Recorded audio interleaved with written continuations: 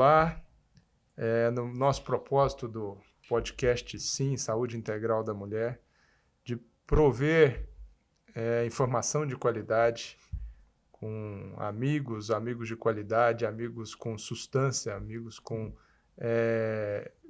bagagem científica, amigos com valores, então não só amigos, mas competências. Eu queria receber aqui e agradecer a presença do Dr. Igor Padovese, que é ginecologista com graduação e residência pela Faculdade de Medicina da Universidade de São Paulo, onde o conheci desde a época de aluno. Ex-preceptor também da disciplina de ginecologia, como eu fui. Fez pós-graduação em endometriose, cirurgia minimamente invasiva no Hospital Sírio-Libanês conosco. Com você. Ou seja, segui muito seus passos. Para mim, é um orgulho enorme, isso não é da boca para fora, Igor, de tê-lo aqui como uma pessoa referência, uma pessoa com crítica para falar sobre esse tema que é tão polêmico, que são os implantes hormonais, como uma opção para a terapia hormonal no período da pós-menopausa, climatério em si. Lembro muito das nossas conversas desde quando você era aluno. Realmente você com um brilho nos olhos, sempre muito bem determinado, sempre buscando escutar, olhar. Realmente é um prazer, um orgulho enorme recebê-lo aqui, meu querido. Luiz, muito obrigado pelo convite. Sabe que me espelhei muito em você, né? Segui o mesmo caminho. A gente se conheceu, acho que você era preceptor, eu estava ainda na graduação. E aí depois também ficamos lá no grupo da endometriose. E tô aqui hoje para falar de um assunto, né, como você falou, polêmico, que os caminhos acabaram me levando para isso. Eu também tive durante muito tempo a visão acadêmica, preconceituosa, até cair na prática, o dia a dia de consultório, ver as mulheres perguntando, buscando isso. Enfim, acabei me dedicando a estudar e tal. E hoje isso acabou ocupando uma boa parte da minha prática. Hoje a gente corre atrás, eu tô ligado a isso também, algumas instituições para fazer o que falta, que é trabalho científico, né? Para ter mais respaldo para isso, posso contar um pouco mais dessa história, mas é um prazer falar um pouco do que eu conheço sobre isso, da minha experiência. Eu acho que isso vai ser importante, Igor, porque vamos falar das polêmicas, né? Aqui não é vender um produto, muito pelo contrário, é falar sobre com os prós e contras e que isso possa ser um veículo de instrução. E aquelas que quiserem se informar um pouco mais, depois vão ter oportunidade de fazer perguntas diretas nesse sentido. Então, Igor, você que foi a fundo, sei um pouquinho da sua história nesse campo em si, conta um pouquinho para nós como é que é essa história dos implantes, né? Implante como forma de administração de hormônio, tanto no mundo quanto no Brasil, tá? E eu já vou emendar uma segunda fala, que eu acho que talvez vai ao encontro dessa explanação. Por que isso ficou tão marcante agora? Tão marcante? Por que isso ficou tão em voga nesse exato momento? Perfeito. Luiz, a história dos implantes hormonais no Brasil data da década de 80, mais ou menos, com o grupo do professor Elcimar Coutinho. Acho que todo mundo, né, na nossa área, pelo menos, conhece bem isso. Existe um ranço histórico, né, no nosso meio com essa questão, porque durante muitos anos se usou e eles tinham um movimento gigante de pacientes muito satisfeitas com o tratamento.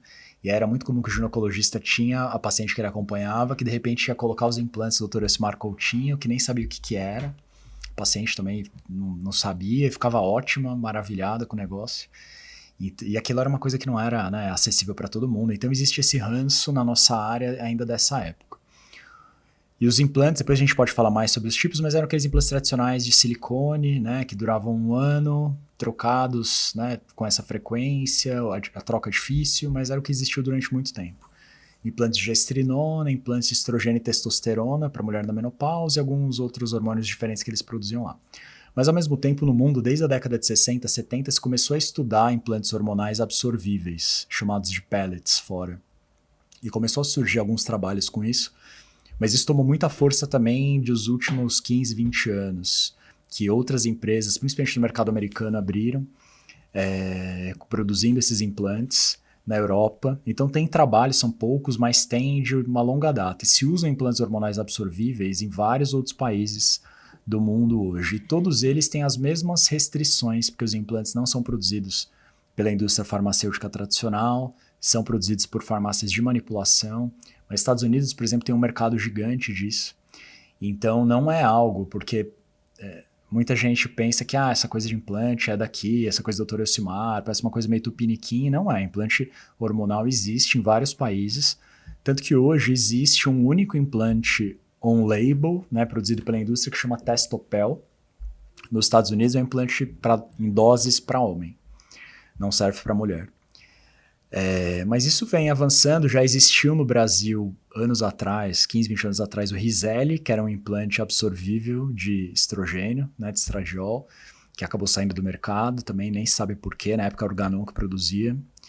Enfim, e aí assim foi acontecendo e com a sua última pergunta do porquê que isso tomou tanta, né, uma dimensão tão grande recentemente. Foi a chegada forte dessa empresa americana que produz implantes absorvíveis lá, aqui no Brasil. Então, quem trabalhava com implante no Brasil até então era quem tinha feito treinamento lá com o grupo da Iumeco, né, do professor Elcimar Coutinho, que eu fiz uns 5, 6 anos atrás ou mais. E aí você tinha que fazer o curso para poder ter acesso, começar a prescrever. Mas era uma coisa mais limitada e o maior gargalo desses implantes era a troca e retirada, que é muito difícil. Né? Todo mundo que já viu, já teve contato com isso, sabe que é muito difícil de trocar. Então isso criava uma barreira. Quando chegaram fortes implantes absorvíveis e com essa empresa que é forte nos Estados Unidos, com a marca, isso ganhou uma proporção muito grande. Então muita gente começou a fazer o curso e a prescrever implante. E aí também vem muito mau uso, né? E esse é um dos problemas, mas é um método que bem indicado para a paciente certa, sabendo de tudo, é um método que pode ser excelente.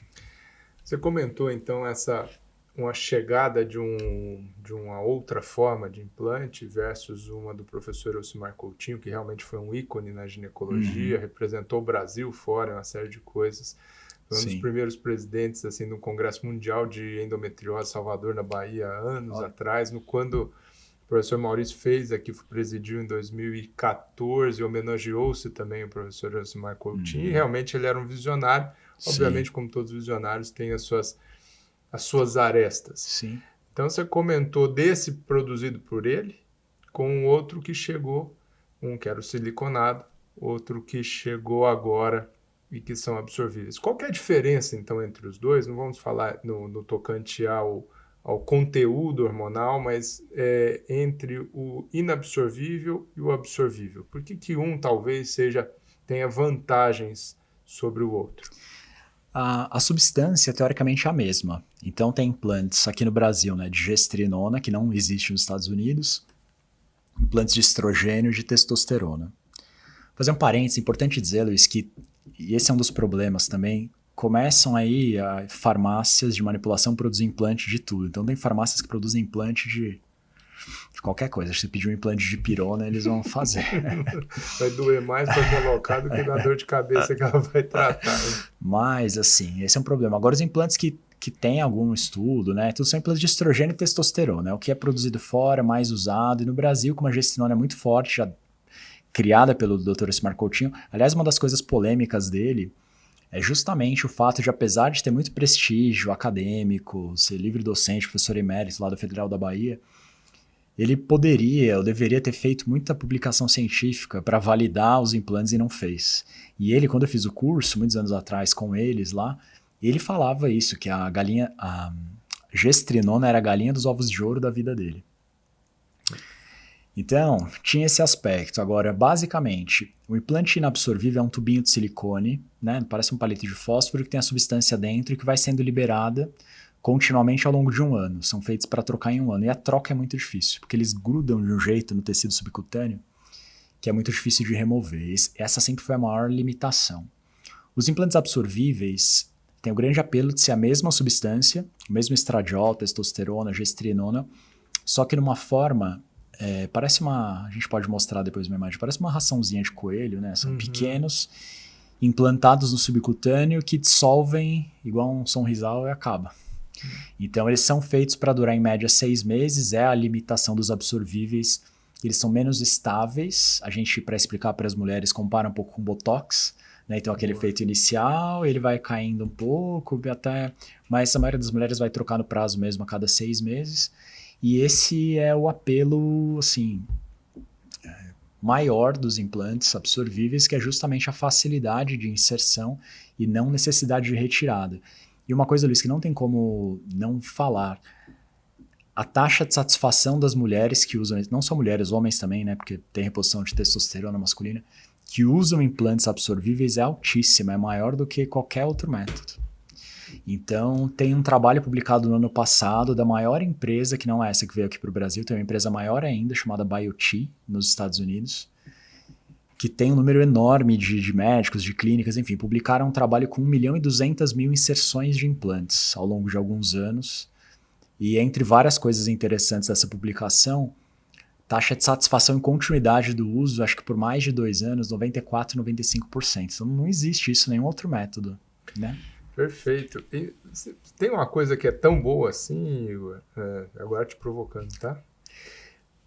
Por que é tão polêmico? Existe um risco maior do que outras vias de administração, depois vamos falar sobre isso. Por que isso é tão questionado? Por que isso é tão criticado? Ótimo, e muito importante falar sobre isso. Eu costumo dizer que é um assunto polêmico, igual... Agora a gente está no momento de eleições. Passou, igual agora passou. É Copa. Mas é igual política, temas como aborto, cotas, então que dividem opiniões. Então você tem pessoas muito qualificadas nas suas áreas de atuação, tendo opiniões muito divergentes. A polêmica dos implantes, por um lado, as sociedades médicas no Brasil, o FDA americano, todas, apontando o fato de que, por serem substâncias manipuladas, não tem bula, não tem controle rigoroso sobre a produção, pode ter contaminação, enfim. Então, tudo que é manipulado para as sociedades médicas não existe. Então, uma primeira coisa é que isso não é só para implante. Qualquer coisa que a gente prescreva para o paciente vá manipular, seja implante, seja uma vitamina, um suplemento, um probiótico, um creme, o que for, cai tudo na mesma categoria. Então, as sociedades apontam isso e principalmente o fato de que não tem estudos, né, bem feitos, desenhados, como tem para os medicamentos produzidos pela indústria. Então, cai na categoria de manipulação. Agora, por outro lado, e acho que as sociedades têm esse papel mesmo de regular isso, embora tenha também aí uma provocação, que também não vou entrar nesse mérito, um lobby da indústria farmacêutica, porque também as sociedades médicas são financiadas, patrocinadas pela grande indústria. Por outro lado, as farmácias de manipulação existem no Brasil, no mundo todo. Muita gente recorre a isso por não ter opções disponíveis tradicionais para ser compradas na farmácia. E são usados há muito tempo com uma taxa de satisfação altíssima. Então é uma crítica, por um lado, pertinente, que não se estudou isso, mas por outro lado existe uma experiência clínica gigante.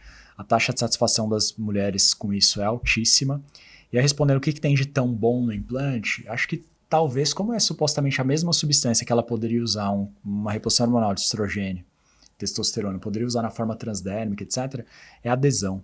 Porque na prática, para todo medicamento, tudo que tem que lembrar de tomar, de passar e que é de uso crônico, a adesão em médio e longo prazo é muito ruim. Então, o fato de colocar um medicamento ali implantável, né? Isso vale para Mirena, para Implanon, para tudo que não depende da pessoa lembrar de tomar, a eficácia é maior, a taxa de satisfação é mais alta. Você falou muito bem aí da farmácia de manipulação, e eu estou me recordando de uma paciente que usava usa um gel, ele teve que mudar, e aí vai o motivo da minha pergunta. Ela usava, não sei se era Sandrena, alguma coisa assim, e ela veio, fui prescrever uma terapia hormonal a ela, estava no período climatério, já estava menopausado, começando a ter alguns sintomas, e ela me fez a seguinte pergunta: doutor, você não pode então fazer um que dá para manipular? Então, pensando dessa forma, manipulado por manipulado, a segurança seria relativamente a mesma, de acordo? Não sei se eu entendi bem a pergunta. Ela vai manipular um gel. Sim. ela manipular um gel... segurança em relação ao implante? É a mesma questão. Segurança em relação à substância que ali se encontra. Exatamente, a mesma questão. E, Luiz, o grande problema é que tem muito pouca opção para mulher na menopausa. E elas entram e saem todo momento do mercado, né? A gente fica parecendo bobo muitas vezes. Né? Não tem problema falar marca. Então, assim, o que tem disponível? Dá para contar nos dedos. Estrogênio transdérmico. Tem 2 atualmente, um terceiro Streva que também voltou, saiu de novo. Adesivos, agora voltou o System, mas durante muito tempo não tinha nenhum. Stradot, que é um adesivo ótimo de estrogênio, tá em falta há um tempão. Então, eu não sei por que a indústria também não olha para isso e não produz opções, né? Olha esse universo, até eu vi outro dia no Estadão uma matéria falando que a menopausa é um nicho de negócios, de oportunidades, a mulher, né, que chega nessa idade. Só que não tem opção de tratamento. Eu gostaria de poder prescrever só o que tem on-label, mas não tem opção. Testosterona, que há muitos anos tem evidência, está nos consensos, pelo menos a indicação tradicional, que é para a disfunção sexual da mulher na pós-menopausa, embora tenha muitos outros usos e benefícios, né? Na prática a gente vê da testosterona. Mas só para isso, é difícil a mulher que chega na fase da transição menopausal e pós-menopausa que não tem essa queixa, para começar. E existe um país no mundo que tem uma testosterona feita para mulher, que é a Austrália. No resto do mundo, e foi ano passado, 2021, foi lançado o Androfeme, que é uma testosterona on-label para mulheres. Para o resto do mundo, tem que manipular. Então, enquanto isso não se resolver, vai ter mercado para manipulação. Hoje, como você bem disse, isso está estipulado, né, o uso da testosterona para a disfunção sexual da pós-menopausa. Quando se faz necessário, não podemos utilizar doses masculinas. Então, necessariamente deve-se ser medicação manipulada, né? Eu acho que isso talvez tenha um pouquinho a ver, Igor, eu queria saber a sua opinião, porque gerou-se um preconceito muito grande da terapia hormonal em 2002, 2003, quando veio o WHI. A gente já teve a oportunidade aqui de fazer esse mesmo bate-papo com o Gustavo Maciel, né, que é um ícone aí da endocrinologia ginecológica. E que ali mostrou-se alguns riscos para algumas coisas, mas depois foi extremamente criticado pelo tipo de hormônio e de repente aquilo lá virou uma barreira. Né? Talvez ali ficaram com esses medos e a busca por outras formas e outras vias, talvez essa coisa dos hormônios bioidênticos, né, que veio do WHI. Que fez esse boom de pessoas querendo procurar outras alternativas, né? E pensando na terapia hormonal em si, não só o implante, a gente tem diferentes vias de administração, né? Você que está estudando muito isso, está muito focado nisso, e tem a administração oral, tem a administração intranasal, transdérmica, e o implante vem a ser uma outra opção a elas, né? Foi estudada a via oral. Por que hoje a gente usa tão pouco ou pensa tão pouco na via oral quando vai se pensar na terapia hormonal para um paciente no período do climatério em si? Luiz, porque o que tem de evidências, e ainda tem muito espaço para estudos nessa área, sugere que a via não oral é melhor em relação ao risco de trombose. Então, os maiores estudos já feitos em terapia hormonal ainda foram feitos com estrogênio via oral, né, Premarin, medroxiprogesterona, enfim. E todos os trabalhos mais recentes sugerem. Então, até no próprio consenso americano, no brasileiro aqui da Sobrac, fala isso, que não tem ainda isso tão estabelecido, mas todas as evidências mais recentes sugerem que as vias não orais são melhores do ponto de vista metabólico por reduzirem risco principalmente de trombose. Mas ainda assim é um risco bem pequeno. No consenso da Sobrac mesmo fala da ordem de 1 para 1000. E a terapia hormonal via oral é mais disponível, mais acessível, mais barata. Tem mais opções. É o que mais tem de opção, né? Hoje em dia na farmácia. São opções de estrogênio ou combinados de estrogênio com progesterona via oral. Mas na prática, para gente que pode, o paciente tem acesso e pode, né, usar o transdérmico, que é mais caro, ou, se for o caso, manipular, é melhor. Então, a gente tende a prescrever sempre hormônios por via não oral. Eu não sei se você pensa um pouco semelhante, pode contrapor, você não precisa concordar comigo, pelo amor de Deus, tá aí. Eu acho que, muitas vezes, a terapia hormonal, a grande indicação dela é para sintomas climatéricos. principal deles, ondas de calor e síndrome urogenital. Obviamente que a menopausa a gente sabe que tem uma série de outras queixas que podem estar relacionadas a esse momento. E acabamos de falar do papel da testosterona, né, para as disfunções sexuais relacionadas a este momento. E a via oral, por um outro lado, vai ter um efeito negativo, que vai potencializar um pouco esse efeito negativo da libido e da sexualidade da mulher nesta época pela passagem no fígado, de acordo? Sim. Não, testosterona mais ainda, não faz sentido da via oral, é praticamente contraindicado. Para estrogênio e progesterona, estrogênio principalmente, é sempre melhor a via não oral, mas como a gente falou, tem bastante opção. É melhor dar alguma coisa via oral do que não tratar a mulher, mas a preferência é sempre pela via não oral, especialmente para testosterona.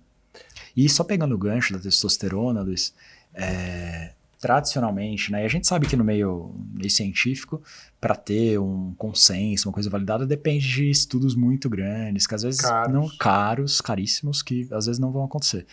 Então, as indicações... Antes de falar de testosterona, indicações de terapia hormonal, de dar hormônios para a mulher na menopausa.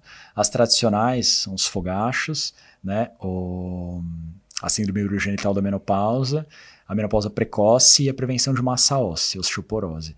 Mas eu acho interessante, no próprio consenso brasileiro aqui da SOBRAC, eles têm o segundo capítulo que fala quais os outros benefícios da terapia hormonal já reconhecidos para além das indicações tradicionais. E aí é uma lista enorme, né, que aumenta a longevidade, diminui risco cardiovascular, diminui Alzheimer, melhora sintomas depressivos na transição menopausal, melhora o acúmulo de massa gordurosa, né, de gordura no abdômen, que tipicamente acontece nessa fase, melhora a pele da mulher. Então tem N outros benefícios que ainda não são indicações tradicionais, porque não... Mas é uma limitação, a gente sabe, muito acadêmica, assim, que é muito rigorosa, mas são benefícios já comprovados da mulher que trata a menopausa. Então a gente... afirma hoje que terapia hormonal é para quase todas as mulheres, até porque a mulher de 50 anos, né, em média, que chega na menopausa hoje em dia, pensa nas nossas mães, talvez não, mas nossas avós aos 50 anos, e dali para trás mais ainda, era uma outra mulher, né? A mulher de 50 anos hoje em dia é uma mulher ativa, que trabalha, que tem vida social normal, que se cuida, quer ter aparência mais jovem, tem sexualidade normal, e para muitas a passagem para a menopausa é muito... sofrida, né? Muito sintomática. E aí, falando da testosterona, a gente sabe que, embora a indicação clássica tradicional seja a disfunção sexual na mulher na pós-menopausa, primeiro que é difícil a mulher nessa fase que não tem essa queixa, que tá ótimo, não mudou nada, né, da sexualidade. E os benefícios da testosterona são muito maiores, é o hormônio que mais melhora a disposição, a sensação de energia, de vigor físico, de desempenho, de ganho de massa magra, né, composição corporal. Então, a testosterona tem muitos benefícios e, para mim, na prática, a terapia hormonal é estrogênio com testosterona quase sempre e progesterona para as que precisam, que tem útero. Maravilha, meu querido. Eu vou aproveitar também uma outra coisa que a gente tem visto muito no consultório, acredito que você também, muitas vezes para se justificar o uso de testosterona, pede-se dosagens de testosterona e, independente de idade, né, e não necessariamente só para terapia hormonal, e vai mostrar ali que os níveis de testosterona daquela mulher estão baixos, olha lá, então você precisa disso, daquilo. Perfeito. Aos seus olhos, o seu pensamento, sua forma, todo estudo que você fez a respeito disso, precisa disso? A indicação ela é laboratorial ou a indicação clínica? Expandindo para além das mulheres no período do climatério ou da menopausa. Mesmo mulheres jovens, né? Que acontece, mulher de 30 e poucos anos, doutor, minha testosterona tá baixa. Não, isso, Luiz, também é consenso. A própria Sociedade de Endocrinologia bate muito nessa tecla e faz sentido. Não se deve dosar testosterona nas mulheres para isso. Então, a dosagem de testosterona a gente sabe que é indicada em algumas situações específicas para ver o excesso. Em síndrome de vários policísticos, em síndromes hiperandrogênicas. Para diagnóstico. Dosar a testosterona para ver que está baixa, sempre vai estar baixa. Então, naturalmente, a testosterona de mulheres é baixa. É um jeito naturalmente. fácil de justificar, mas Sim, não necessariamente e o paciente correto. gosta de ver. E tem outra questão, duas outras questões importantes sobre a testosterona.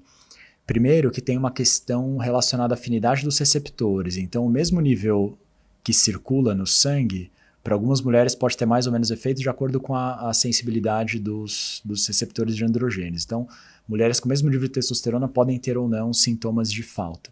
E outra questão é laboratorial, é metodológica, porque os kits laboratoriais que dosam testosterona, eles são padronizados para os níveis masculinos, que é de 10, 15 vezes mais do que das mulheres. Então, nos níveis naturalmente baixos de mulheres, pode ter muita variação. Então, se você dosar a mesma amostra várias vezes, está ali 10, 5, 15, 20, é tudo ali a mesma coisa. Então, isso na prática não tem valor. Embora às vezes eu peço porque a paciente gosta de ver, eu já venho com essa queixa e tal, mas assim, a gente tem que orientar isso e não se basear. O diagnóstico da insuficiência androgênica é totalmente clínico e o ajuste, quando a gente vai repor a testosterona, também não é baseado no exame, é baseado nos sintomas.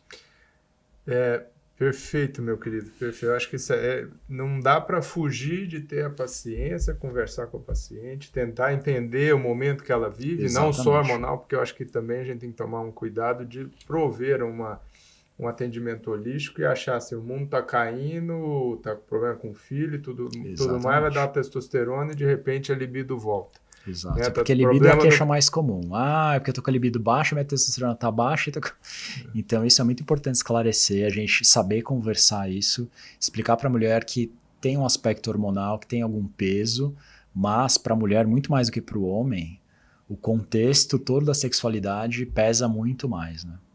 Tem um problema com o marido, com algumas outras coisas, achar que testosterona também vai dar aquele up que fosse um antidepressivo. Temos que conversar, entender o todo e muitas vezes ter um atendimento até multidisciplinar para todas as arestas, todos os pilares estarem sendo bem olhados e bem cuidados, para aí sim a testosterona eventualmente fazer o efeito quando necessário. Algumas mulheres, de fato, até mais jovens, também não vou falar que não prescrevo eventualmente. Tem mulher que vai se beneficiar de um pouco de testosterona, a gente experimenta por um período, e principalmente as mulheres na pós-menopausa, e por isso que é a indicação clássica. De fato, mulher na pós-menopausa com queixa de disfunção sexual se beneficia bastante de repor, e lembrando que não adianta dar só testosterona, é sempre adequado dar junto com estrogênio.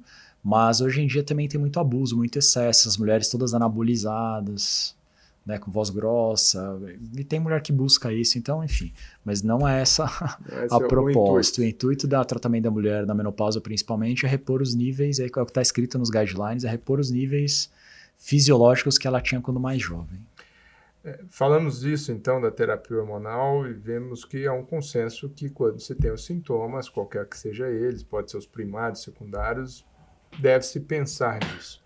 Agora, uma outra pergunta, então, para você, Igor. E os implantes? Quando se pensar que os implantes seriam a melhor via de administração dessa terapia hormonal para aquela paciente em questão? Perfeito. Eu costumo dizer que isso é uma escolha da mulher. E tem sim, não tem como negar um efeito hoje, que tem aquela coisa que é amiga que é chipada, que é o termo horrível, né, que a gente não deve usar, mas tem essa questão que ela vê, sabe que existe, então tem também um apelo, um efeito um pouco placebo, entre aspas, do implante, né? A mulher que coloca e acha que, nossa, ela sente muito melhor porque tem esse senso popular de que o implante é muito melhor e tal. Não é, é o mesmo hormônio, e aí tem que ter uma conversa bem clara com a paciente que ela poderia usar transdérmico. Agora, muitas escolhem porque não lembra, então a adesão é baixa. Então, se ela tem que lembrar de passar lá o gel todo dia, ou que seja via oral, na prática, essas coisas de uso crônico, a adesão tende a ser muito baixa. Então, muitas buscam por isso. Eu geralmente não gosto de começar, a mulher que vem a primeira vez, eu sempre explico até que existe tais métodos, escolho junto, mas eu sempre falo para começar com alguma coisa que é mais simples de suspender também. E aí, depois que ela já está adaptada, tal, eventualmente, por manifestação da própria mulher de usar implante. E aí eu tenho um viés, Luiz, que também não tem como não falar, que eu, como acabei me destacando, sei lá, né, indo muito para essa área, eu recebo muita paciente que já vem para isso, que já usou outras coisas, não quer, ela quer por implante, já vem. Então por isso eu tenho também um movimento muito grande de mulheres com implante, mas para a mulher que vem ali virgem de tratamento, né, primeira vez, eu sempre recomendo começar com alguma outra coisa, deixar ela se ajustar, e depois, por opção dela, eventualmente testar essa via. Você disse, se tem um lado negativo dos transdérmicos, vamos dizer, que tem que lembrar de usar todo santo dia, Tem um lado negativo, talvez, dos implantes, é eventual. Eu acho que a sua conduta é fantástica, porque vê se tem um efeito positivo. Se sim, aí muda para Isso. algo que é um pouco mais duradouro. De uso mais Porque duradouro e que não dá para tirar. que não dá para tirar. Esse é um Esse é o ponto que eu acho que a ponto. gente precisa conversar também, deixar muito claro, porque Sim. se porventura tem algum efeito X, né, e aí eu vou te perguntar quais são os efeitos negativos que você talvez tenha visto nessa experiência do implante hormonal. Uhum. É difícil, principalmente os absorvíveis, é praticamente impossível. Nos inabsorvíveis talvez teria essa Isso. vantagem nesse sentido. Os inabsorvíveis, né, tradicionais de silicone, têm a grande limitação, o problema da dificuldade de retirar e trocar, mas por outro lado, dá para tirar. Os implantes absorvíveis são pequenos, depois você coloca lá na gordura, você não acha nunca mais. Então, de fato, não tem como retirar, por outro lado, eles duram menos. Você perguntou de efeitos colaterais e efeitos negativos. É isso que a gente está querendo estudar agora, desenhando o protocolo para isso, que é entender melhor como se comporta essa liberação do hormônio ao longo da duração do implante. Mas por experiência prática, o que a gente vê é que os implantes absorvíveis, eles fazem um pico maior de absorção ali perto do primeiro mês, e depois os níveis caem um pouco, meio que estabilizam e vão chegar ali até o quinto, sexto mês. Então, os efeitos negativos são do excesso de hormônios, e talvez por isso também um pouco essa percepção das mulheres de que o implante é melhor, que ele funciona mais, porque na verdade ele atinge níveis mais altos do que das terapias tradicionais.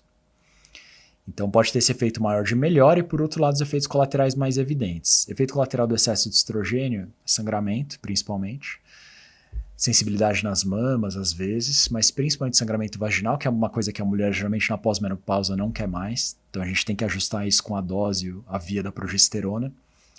E no caso da testosterona, o excesso são os efeitos androgênicos, né? Oleosidade da pele, acne, tendência à queda de cabelo,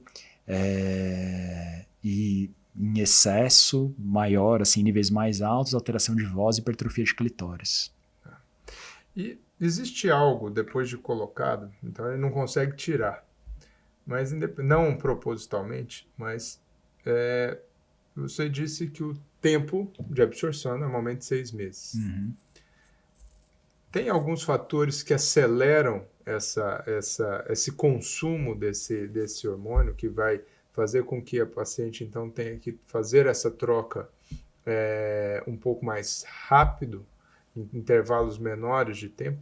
Existe isso? Luiz, como tudo, né, uma limitação que isso é muito pouco estudado, mas na prática a gente vê que existe. O que se conhece é que mulheres que são muito fisicamente ativas, que treinam muito, têm um metabolismo maior, consomem mais rápido o implante, assim como o Botox, acho que tudo que é de liberação prolongada. Eu tenho uma paciente em especial que troca implante a cada 4 meses. Paciente pós-menopausa esterectomizada, cheia de sintoma. Eu até falo, mas tem por causa do custo, né? Mas não, ela gosta e quer trocar. E ela fala que acaba. Em 4 meses ela sente que o efeito já passou. Não sei se tem a ver ou não, mas ela toma uns antidepressivos bem pesados, tem um quadro depressivo bem, bem grave e tal. Então, na verdade, infelizmente, tem coisas que a gente entende pouco, né? Tem um pouco de experiência clínica, mas é uma questão individual. E, de novo, a melhor comparação para explicar isso para a mulher é o Botox. Para algumas vai durar um pouco mais, um pouco menos, então isso depende de características individuais, mas em média, a maior parte das mulheres troca os implantes a cada 6 meses mesmo, percebendo alguma diferença entre o começo e o fim dele, igual ao Botox. Então, eu ia te fazer essa pergunta agora. Como se saber, então, a hora da troca? Por quê? Temos, explicitando aqui meu raciocínio, 6 meses em média, exames não é o que vai nortear necessariamente a necessidade de uso ou não, a troca ou não. Então, totalmente clínico. O que se saberia, então, como se notaria, de novo, uma consulta clínica. Uma sensação de que o efeito está voltando às queixas, né? O efeito está reduzindo. Então, mulher na menopausa volta a ter fogacho, insônia, uma queda da disposição, da energia. Mulher usando gestrinona, às vezes mais jovem, volta a ter TPM, sensação de ciclar. E aí isso indica o fim do implante, mas é muito mais clínico do que hormônio dosado. Maravilha, maravilha. Ou seja, voltamos sempre para a relação médico-paciente, escutar, totalmente, perguntar. Isso eu sempre bato nessa tecla. paciente para implante hormonal não é uma mulher que se atende rapidinho lá no convênio, não. A paciente você tem vínculo, que conhece, tem que explicar todas as particularidades, as polêmicas. Você sabe, eu dou para as pacientes, tem um material de orientação que explica tudo, inclusive por que é polêmico, por que as sociedades são contrárias, etc. Mas na prática, o que a gente vê? A mulher ouve tudo isso e fala, legal, onde que eu assino? E quer colocar, certo? Principalmente real, aquelas que já tiveram experiência. Já tiveram experiência de usar, então, de novo, citando o dado do que a gente tem documentado desse trabalho que é interessante, que mostra assim, 95% de taxa de satisfação e continuidade do uso por mais de 2, 3 anos. E é o que a gente vê na prática. Eu nunca fiz essa estatística no consultório, mas se tiver, com certeza, no mínimo 90, 95% das mulheres, se pôs a primeira vez, ela vai voltar. Algumas perfeitas, assim, foi excelente, não teve nada. Algumas tiveram uma coisinha ou outra, mas a continuidade do uso é altíssima. Já teve algum aqui que não quis, por algum motivo, por alguma queixa? Que não quis continuar. Não vou dizer aquelas que talvez não tenham voltado e você não sabe. Então, mas exatamente essas que teria que levantar, porque você acaba perdendo. Mas que voltaram e não quiseram continuar usando implante, para ser bem sincero, deve ter tido alguma, mas eu não lembro. Eu lembro de ter mexido em dose. Eu lembro de ter mexido em dose, quis reduzir, teve até uma interessante, que a gente fala da questão da testosterona, é uma coisa que também cabe ao médico segurar, porque a tendência da mulher é querer colocar mais, porque dá energia, disposição, libido. E aí a gente que tem que saber ali o ponto para não começar a androgenizar demais a mulher. Mas eu lembro de uma recente que veio e ela falou, doutor, acho que agora dessa vez dá para diminuir a testosterona. Aí eu falei, porque a pele ficou ruim, né, piorou a acne e tal. Aí ela, não, doutora, ela ficou meio assim, ela falou assim, eu penso em sexo o dia todo. Aí eu já quebrei o gelo, eu falei assim, nossa, não é bom. Ela, não, doutor, tô no meu trabalho. Eu falei, tá bom, vamos diminuir. E, meu querido, até quando os implantes? Os implantes, porque até quando a terapia hormonal, mas até quando você pensa nisso? Ad eterno, o paciente eventualmente 90 anos lá, a senhorinha já tem algum outro problema, vai... Luiz, assim, aí a gente não fala nem de implante, mas de terapia hormonal. Implante é uma via para... O que tem nos consensos atuais é que deve ser individualizado, ponderar risco, benefício, desejo da paciente. Na prática, a gente não consegue tirar o hormônio da mulher na pós-menopausa, porque para a grande maioria voltam muitos sintomas.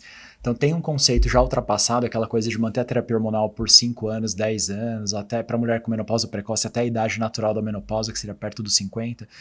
Isso já tem claramente nos consensos, né? Até a atualização do americano agora é de julho desse ano, julho de 2022, da Sociedade Norte-Americana de Menopausa.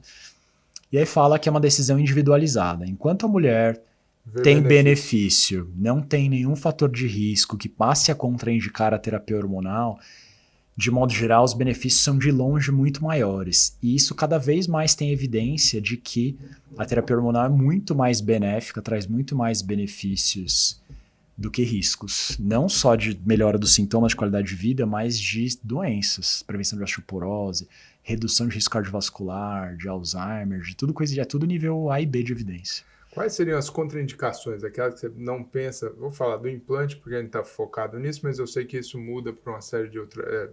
pode ser extrapolado para outras formas. Sei que as vias mudam também, mas implante, para quem você não prescreveria de forma alguma? Implante eu não gosto de usar, eu praticamente não prescrevo nas situações que são de exceção, que são, por exemplo, mulher que tem um histórico de trombose, mas que vai fazer terapia hormonal, que já teve câncer de mama no passado tratado. Então, sabe essas situações de meio de exceção que a mulher é ciente que tem um risco um pouco maior, então que se tiver alguma coisa a gente tem que poder suspender logo. Não é uma boa ideia usar implante. Agora, contraindicações para terapia hormonal genérica da menopausa por qualquer via são muito poucas e são quase todas relativas. Teoricamente, as contraindicações absolutas principais é câncer de mama, câncer de endométrio. Mas tem brecha nos próprios guidelines para individualizar, porque aí depende do perfil do tumor, da imunistoquímica, né, receptores ou não de hormônios, o tempo de tratamento e o desejo da paciente, porque às vezes tem mulher que teve câncer de mama com 40 anos, 45 anos, sei lá. E aí ela chega na idade da menopausa, fica péssima de sintomas, às vezes já tratou, tem 10 anos de tratamento. E aí você fala, não, você nunca na vida vai poder usar hormônio. Ela tem a perspectiva de viver até 80. Então o preço de não tratar A menopausa também é muito alta, isso tem que ser considerado. Né? Na menopausa precoce isso é bem conhecido, tanto que é obrigatório, embora ainda tenha muito, eu vejo às vezes, recebo paciente do consultório que passou por vários colegas que não quiseram dar hormônio, porque tem medo que acho que não conhece a fundo, não está atualizado. Mas isso é obrigatório. Mulher com menopausa precoce antes dos 45 anos morre mais indicação absoluta de repor, no mínimo ali até a idade. Então, cada vez mais tem evidência surgindo de que os benefícios, né, a médio e longo prazo para outras doenças, tudo são maiores. Outro termo polêmico, tá nesse sentido ainda, Igor. Mas os implantes, eles são bioidênticos? O que é ser bioidêntico? Podemos usar esse nome? Porque muitas vezes pergunta a nossa opinião se a gente é a favor do bioidêntico ou não. E Perfeito. Muitas vezes essa pergunta, se a gente for meio a fundo, ela é meio descabida. Sim. Por quê? É ótima pergunta, Luiz, explicando sobre isso. Por definição, hormônio bioidêntico, e se recomenda não usar esse termo porque tem um apelo de marketing, a gente deve chamar de hormônios isomoleculares, mas são hormônios, são moléculas produzidas em laboratório, mas que são exatamente a estrutura molecular idêntica ao hormônio natural. Isso não significa serem hormônios manipulados. Agora, a confusão vem do WHI, 2002, quando surgiu a polêmica do WHI, um estudo grande que mostrou aumento de risco cardiovascular, de infarto, de câncer, isso aqui em mulheres, e que foi uma pá de cal na terapia hormonal na época. Os hormônios usados nesse estudo, Premarin e medroxyprogesterona, são hormônios sintéticos. E aí surgiu esse, então, mas se esses hormônios aumentam o risco, eu vou usar os hormônios que são naturais, igual do organismo, e que também não tinham praticamente opções comerciais disponíveis, eram manipulados. Então daí veio essa confusão de confundir hormônio feito por manipulação sendo hormônios bioidênticos. Na verdade, não. Um Puran, Synthroid ou Tirox são hormônios bioidênticos. O GH, que crianças às vezes precisam usar, adultas às vezes usam como anabolizante, enfim, é hormônio bioidêntico, produzido pela indústria farmacêutica. Então tem essa confusão muito comum. Agora, de fato, a tendência atual da terapia hormonal é de usar hormônios bioidênticos, porque do que tem de evidência recente parece que eles são, de fato, menos associados aos riscos, mas não significa serem hormônios ou implantes ou hormônios manipulados.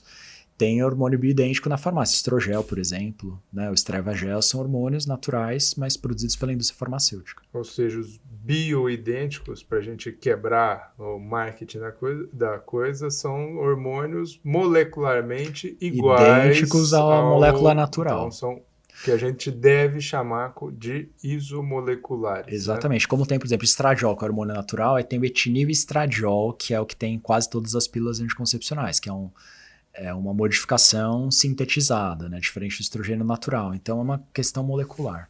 Perfeito, meu querido. E quando chega uma paciente para você, qual que é o raciocínio de prescrição, então? Quais os hormônios que você pensa e como que você, na sua cabeça, começa aquele fluxograma? Eu sei que você é uma pessoa extremamente sistematizada. Sistemática não, sistematizada. Para minha esposa eu sou sistemático. Aí outras coisas. Quem não? Aí, você é extremamente sistematizado. Eu sei que no momento que começa a falar, você já vai abrindo umas caixinhas. Como que você faz esse raciocínio dos tipos de hormônio, dos tipos de dose? Não precisamos falar o tipo, mas assim, se é maior, menor, o que associa, o que não associa? Como é que é o seu raciocínio? Luiz, vamos falar então mulher na menopausa, vai. Como a gente já comentou, tradicionalmente o hormônio principal que a mulher precisa repor é o estrogênio, mas testosterona vai junto quase sempre, porque quase toda mulher vai ter a queixa básica que indica disfunção sexual, e o estrogênio tem muitos outros benefícios. A mulher melhora muito mais com a testo, um pouco de testo, né, em nível adequado, junto com o estrogênio. Progesterona é necessária para as mulheres que têm útero e tal. E a questão de dose é muito individual e é clínico, não é sintoma. É sintoma, não é laboratorial. E aí, até quando a gente ensina sobre prescrição de implantes hormonais, fala um pouco sobre isso, porque como implantes também tem diferentes dosagens, pode confundir um pouco a cabeça do médico, o racional é o mesmo que se você fosse prescrever uma via oral, um hormônio transdérmico, um adesivo, você tem ali 2, 3 opções de dose. Você vai na menor, na média ou na maior, geralmente. Para implante é mais ou menos a mesma coisa. Então a mulher está muito sintomática de falta de estrogênio, ressecamento vaginal intenso, morrendo de calor, de fogacho, insônia. Precisa dar um pouco mais de estrogênio. Tem muita queixa mais relacionada à testosterona, libido muito ruim, fadiga, desânimo, falta de energia, composição corporal ruim, mais para testosterona. Equilibrar, ver qual que é o perfil, principalmente de pele da mulher, a mulher que já tem um perfil mais androgênico, que a gente sabe, tem que tomar mais cuidado com a testo, mas geralmente nessa faixa etária a queixa delas já é o contrário, da pele mais ressecada, então a gente consegue usar com mais tranquilidade, mas a escolha de dose, isso está escrito nos guidelines mesmo, que é sempre a dose, via, o período de duração, é tudo individualizado. Você falou de estrogênio e testosterona. Agora tem um outro que a gente sempre não quer, mas tem que prescrever. E a progesterona? Progesterona é um E por problema não na terapia quer? hormonal. Porque a gente não quer, porque a gente prefere tantas mulheres que já não têm útero, não usam de progesterona, mas porque a adaptação às vezes é ruim. Então, lembrando, né, eu sempre explico isso para os pacientes também, quando a gente volta a dar os hormônios que acabaram naturalmente para a mulher de menopausa, que fizeram ela deixar de menstruar, quando a gente passa a repor, ela tende a voltar a menstruar. Então o estrogênio volta a estimular o útero ali, a parte interna do útero endométrio a proliferar. E num ciclo natural existe um equilíbrio entre estrogênio e progesterona, a progesterona faz esse papel. Então se a gente dá só estrogênio e testo, isso vai levar a uma hiperproliferação do endométrio, que se avançar pode ir lá na frente levar ao câncer de endométrio. Então a progesterona, a função dela é essa. Embora tenha alguma discussão recente sobre isso, ainda não tem nada validado que a progesterona tem outra função, ela não melhora mais nada, pelo contrário, ela pode dar muito efeito colateral. Então a função da progesterona é proteger o útero da terapia hormonal, de fato, estrogênio e testo. E aí, tem opções, né? Tem progesteronas sintéticas, tradicionalmente usadas há mais tempo, as progesteronas naturais atualmente, o Mirena, que é uma ótima opção de progesterona, por ter uma ação mais local dentro do útero. Menos efeito colateral. Menos efeito colateral, porque não absorve quase nada, mas assim, estrogênio natural, né? Ou a progesterona bioidêntica, a progesterona natural micronizada. Faz bem o papel dela, mas muitas mulheres queixam de sonolência, por isso a gente dá à noite, mas mesmo assim algumas acordam com sono ainda no dia seguinte. Sensação de inchaço, retenção de líquido, sensibilidade na mama. Dor de cabeça, você fala para algumas. Então a progesterona é um mal necessário na terapia hormonal. E volta aquela situação da mulher que fugiu do hábito a ter que voltar a um hábito. Exatamente. Né? Porque por que não tem implante de progesterona? Sabe que a gente fez essa pergunta? Já duas farmacêuticas de duas farmácias diferentes que produzem implantes me responderam por uma questão até de dosagem, não sei, tem a ver com a molécula. Se a gente for prescrever, né, estrogênio e testo, você vai dar 2 mg, 3 mg de estrogênio. Progesterona é 80, 100 mg, tem 200, então as doses são muito maiores. E aí o que a farmacêutica falou é que um implante absorvível de progesterona natural teria o tamanho de um bis, mais ou menos. Seria um negócio, seria inviável. Uma microcirurgia para colocação de um implante. Então esse é o drama da progesterona. Por isso, para a mulher nessa faixa etária, que às vezes não se adapta, principalmente quando tem questões já com útero, já tem útero às vezes aumentado de volume, tem mioma, problema com sangramento, às vezes usando a terapia hormonal não se adapta à progesterona, não só por esses sintomas, mas porque não consegue segurar o sangramento. Por vezes a gente explica, né, discute, coloca na mesa as opções, mas considera fazer esterectomia, porque tem muito benefício para a mulher na menopausa não ter mais útero. Né? Porque ela tira a parte chata, você não se preocupa mais com o endométrio, ela deixa de precisar usar progesterona. Uma outra questão, também não tem tanta evidência disso, mas o que tem sugere que o risco de câncer de mama associado à terapia hormonal é mais da progesterona do que do estrogênio e da testo. Então, por tudo isso, acaba que a mulher que quando chega para terapia hormonal, que já tinha mioma, sangramento, já tirou o útero, é muito melhor de tratar. Mais fácil. E talvez tenha os benefícios dela, obviamente não desconsiderando os riscos de uma cirurgia, coisas claro, tudo isso que a gente tem que colocar na mesa. Mas às vezes, Luiz, a mulher fica sangrando, aí, por vezes, você tem que investigar o endométrio. Tá com o endométrio espessado, sangrando, aí você vai ter que fazer uma esteroscopia, ou quando não tem esteroscopia, fazer uma curetagem, a mulher vai ter que ir pro centro cirúrgico.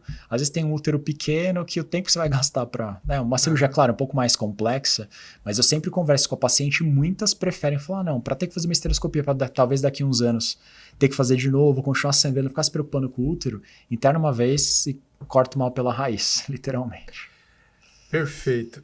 Você disse, então, que vai escolhendo de acordo com os sintomas, feeling, e vai ajustando a dose dentro de um gapzinho, né? Dentro de uma variabilidade.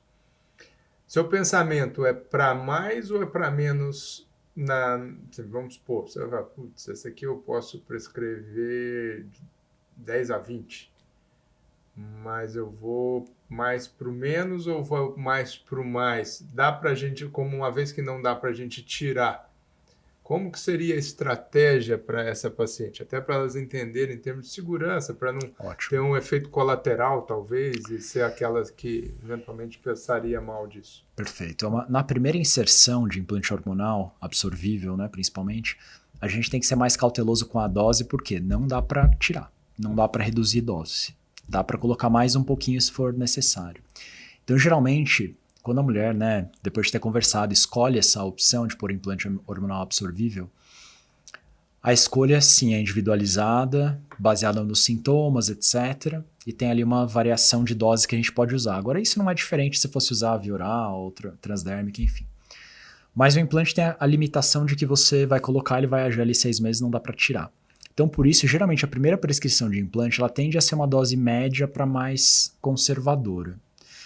E aí tem um conceito importante na terapia com implantes, que é da dose booster, ou a dose de acréscimo, que a gente avalia depois de 1 mês, 1 a 2 meses, que é a época de adaptação, né, que os hormônios vão ter atingido o nível esperado, e a gente vê a melhora. E se parecer que a dose foi insuficiente, a mulher ainda tem sintoma, não melhorou como era esperado, aí a gente coloca um pouquinho mais, para ela não esperar só o final dali 6 meses para ajustar na próxima. Então, geralmente nesse intervalo aí de 1 a 2 meses... Que é no momento do pico. No momento do pico, um pouco depois, ver como é que ficou, se a mulher ficou bem, se a dose foi adequada. Na maioria das vezes não precisa, mas a gente oferece até para dar essa segurança para a mulher e que ela também não vai ter um outro custo de outra inserção. Então, a dose booster faz parte ali da inserção inicial, então é uma correção ali, um ajuste da primeira aplicação.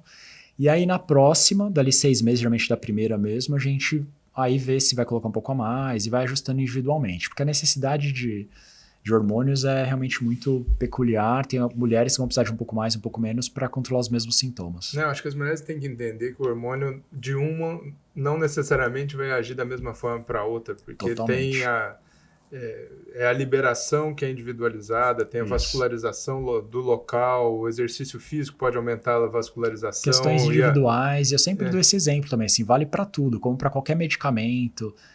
Fala às vezes de vacina, que as pessoas entendem bem. Tem gente que toma vacina e não tem nada. Tem gente que tem um monte de sintoma. Covid, tem gente que morre, não teve nada. Então tem uma variação individual, né? Covid é um extremo. Mas tem questões que cada organismo de fato reage de um jeito. E a gente tem que ser cauteloso, né? Sabendo disso. Maravilha, meu querido. Vamos falar de um assunto espinhoso. E a gestrinona? O que é a gestrinona? Quando pensar na gestrinona? Vou te dar um vídeo do YouTube para assistir que eu explico tudo isso. Mas assim, gestrinona é uma substância derivada da 19-nor, enfim. É como se fosse uma progesterona, tem uma ação muito parecida com as progesteronas, com uma capacidade única, então é um hormônio sintético, com uma capacidade... Não é isomolecular. Não é isomolecular, não é bioidêntico. A gestrinona é o chip da beleza, que é um termo inadequado, mas que é popularmente conhecido. E o grande apelo da gestrinona é a capacidade de bloquear, assim como faz qualquer progesterona. Todo método contraceptivo é baseado numa progesterona, às vezes com estrogênio junto. Então as progesteronas bloqueiam a nível cerebral, FSH, LH, enfim, bloqueiam o ciclo menstrual. Só que as pílulas todas, em maior ou menor grau, têm um efeito, por serem ingeridas e passarem pelo fígado, de aumentar uma proteína chamada SHBG, que se liga, entre outras funções várias, ela é onde armazena a testosterona. Então, todo anticoncepcional diminui a testosterona. Isso hoje, né, as mulheres conhecem. A queixa mais comum de mulher tomando pílula é de libido. Via oral. É de libido, piora de libido. Para as que treinam são ligadas nisso, de prejudicar um pouco a questão da composição corporal, ganho de massa magra. A gestrinona tem uma capacidade única de bloquear de forma potente o eixo hormonal, então as menstruações, os sintomas de TPM, deixar boa parte das mulheres sem menstruar, nunca é 100%, mas a eficácia da gestrinona para isso é muito grande, bloquear as menstruações e ter ação oposta aos anticoncepcionais em relação à androgenicidade. Então, ao invés de reduzir a testosterona via SHBG, faz o contrário. Reduz muito a SHBG, deixando a testosterona livre maior. Então, isso leva principalmente ao efeito androgênico da gestrinona, que faz, entre outras coisas, melhorar a disposição, a sensação de energia, libido e ganho de massa magra.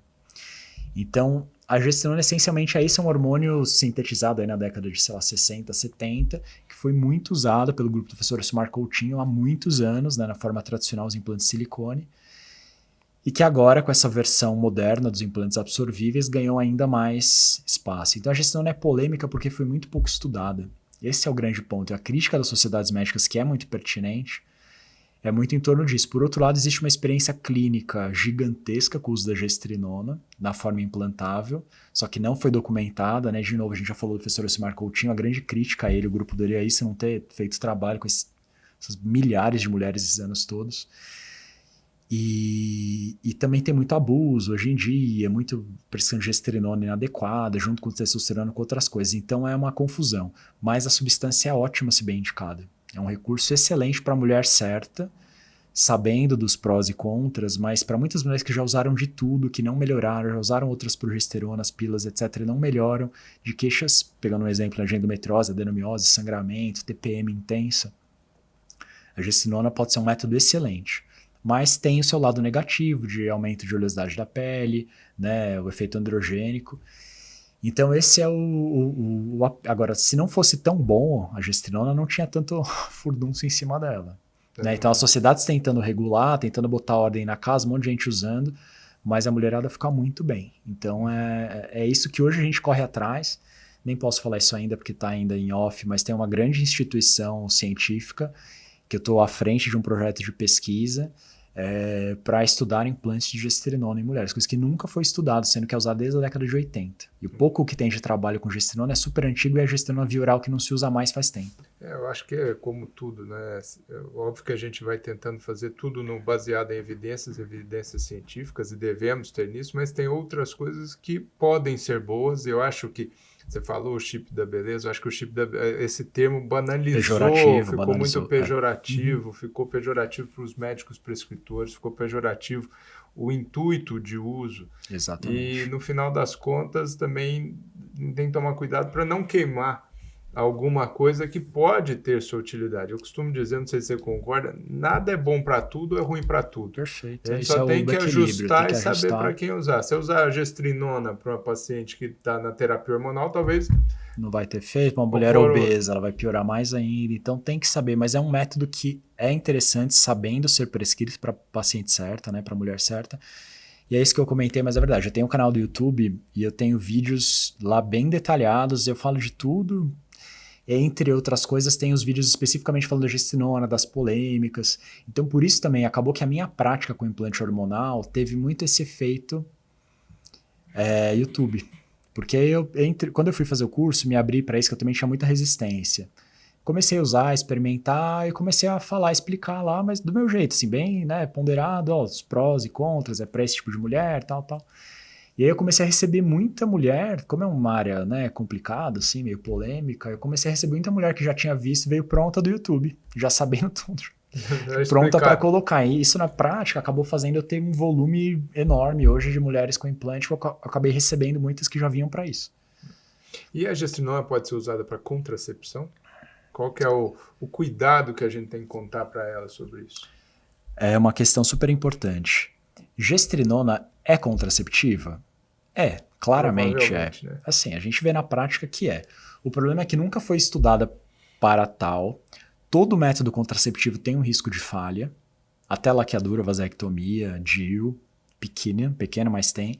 E a gestrinona provavelmente é tão eficaz, pelo menos como um anticoncepcional, tomado direito.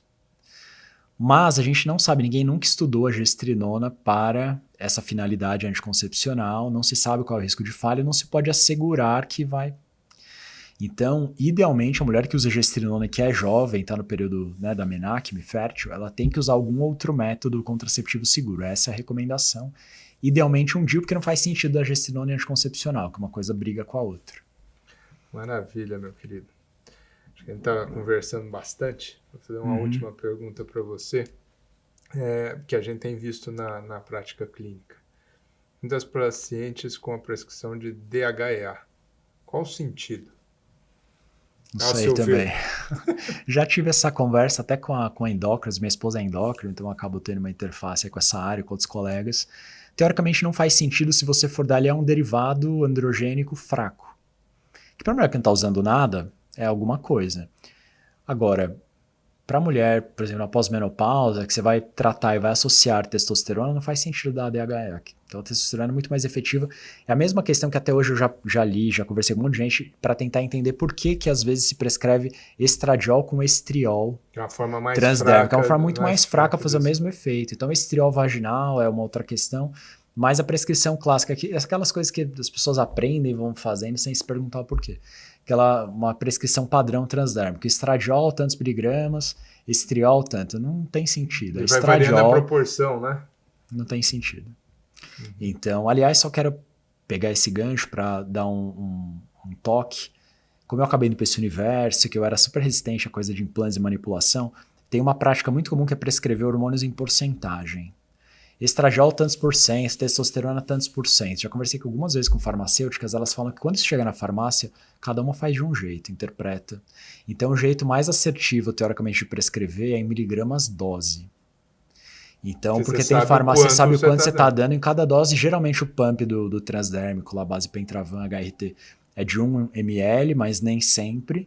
Então também não é nem miligrama por ml. O mais correto é colocar, eu quero tantos miligramas dose. E aí isso a farmácia vai, no veículo que ela tem lá, vai colocar a dose correta. Meu querido, então só para a gente fechar, eu acho que um recado foi, eu acho que extremamente rico, porque o objetivo aqui não é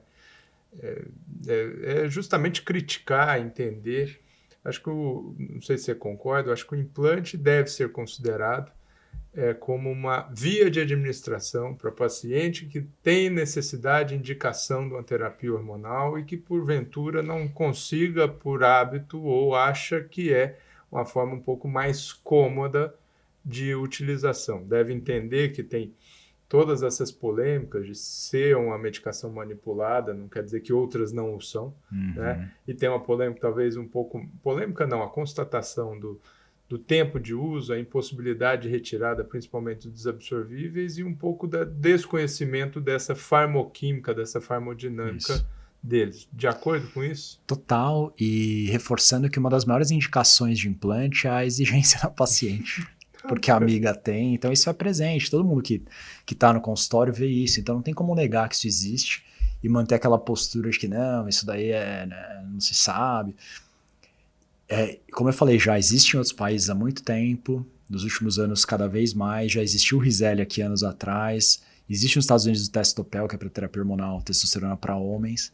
Acredito que a indústria farmacêutica ainda vai voltar a olhar para isso em algum momento, mas vai levar uns 10, 15 anos, acho que para isso estar melhor estabelecido, embora seja usado há bastante tempo e vai continuar sendo. Nos Estados Unidos, as restrições são as mesmas colocadas aqui pela Anvisa, a FDA fala a mesma coisa, que não recomenda, etc. E tem um mercado gigantesco e crescente lá, porque a adaptação dos usuários, a gente fala de mulheres, mas para homens em terapia androgênica também é muito alta, é muito boa. Então é um método que não dá para menosprezar. Vejo muito isso, os colegas falando que perdem seu paciente, se você não coloca, ela vai procurar outro que coloca, porque a mulher toma a decisão. E ela vê cada vez mais, porque existe cada vez mais, vê a amiga usando, então essa no fundo é a grande indicação. Acho que o nosso papel é esclarecer tudo, é primeiro conhecer, né, a fundo para saber o que está falando, esclarecer inclusive, principalmente todo lado ainda não comprovado, estudado, bem estudado, polêmico, mas a gente sabe por experiência que é um método que na prática funciona muito bem. Eu acabei indo para essa área, como eu falei, fui meio resistente no começo, acabei recebendo depois muitas pacientes buscando isso, acabei tendo muita experiência. Hoje ensino, enfim, sobre isso. E aí tomei essa missão de tentar, assim, me esforçar para legalizar perante o meio acadêmico, porque todo mundo tem essa percepção de que o negócio é bom mesmo, funciona, os pacientes gostam, querem usar, mas precisa correr atrás de ter o que falta. De estudos validados, então tem 2 projetos de pesquisa bem encaminhados atualmente, um que eu estou diretamente envolvido, outro que eu tenho conhecimento de instituições grandes com implante hormonal absorvível. Essas coisas tomam tempo, são caras, então não tem a grana da indústria farmacêutica, é difícil, a farmácia de manipulação que tem que bancar. Não necessariamente responde todas as perguntas, né? Não necessariamente, não vai responder todas, mas já vai ser alguma coisa. Então vai levar um certo tempo, mas é uma coisa que está cada vez mais presente, vai ser cada vez mais presente na nossa prática, e é importante, na minha opinião, que o médico pelo menos conheça, saiba conversar sobre isso com a paciente, porque aquela postura de que, não, implante, isso aí não é horrível, não tem estudo lá, a paciente vai embora. Eu acho que uma última coisa também, né, eu ia dizer, a colocação é relativamente simples. É óbvio muito simples. que tem anestesia, uma introdução de um trocata, mas é relativamente muito simples com pouquíssimos índices de complicação. Baixíssimos. Né? Então, baixíssimos. Né? Homens são mais resistentes porque homens são mais medrosos. Medrosos, um homem é um pouquinho geral, mais chato, né? A inserção em geral, e como o homem precisa de mais implantes maiores, tem mais questões. O que tem de complicação geralmente é com o homem, que é a extrusão de implantes. Os implantes são grandes, às vezes fica perto da pele, pode acabar saindo. Mas ainda assim a adesão, e de novo, cito esse estudo, depois acho que vou te passar, você pode, para quem estiver assistindo, se tiver algum canal para colocar ou falar com a gente, disponibilizar. É um trabalho muito interessante de 1.200.000 inserções de implantes absorvíveis, complicação baixíssima, desprezível, e taxa de satisfação gigante, pacientes satisfeitos e aderindo ao tratamento. Então não dá para menosprezar isso. O que a gente precisa é correr atrás das evidências. Das lacunas. Das lacunas de conhecimento. Que elas não serão preenchidas num tempo curto. Mas muitas outras coisas se usam no dia a dia. Uma vez eu estava com uma paciente, uma neuropediatra, conversa que veio também para pôr implante, estava conversando sobre isso com ela, falou, na minha área também a gente usa um monte de coisa que é off-label, que não tem, que nunca foi estudado, mas é o que tem disponível. Então, assim, não é uma exclusividade nossa também. Isso existe para essas lacunas de conhecimento. E coisas que foram aprovadas para uma determinada finalidade, mas na prática são usadas para outras, ou que não existe opção comercial disponível, que são manipuladas, tem um monte em todas as áreas, então Perfeito. E meu querido, último, se a turma quiser te encontrar, onde te acha? Me acha no Google, principalmente. Igor Padovese. Vai ter o site, Instagram, YouTube, principalmente. Eu gosto de falar do YouTube, que é onde eu tenho mais, não só alcance, mas tem mais as explicações. Então, por exemplo, sobre esses temas polêmicos, se for procurar lá sobre gestrinona, até organicamente, se digitar no YouTube implante de gestrinona, eu vou aparecer entre os primeiros lá, os vídeos até meio longos, mas aí eu falo tudo.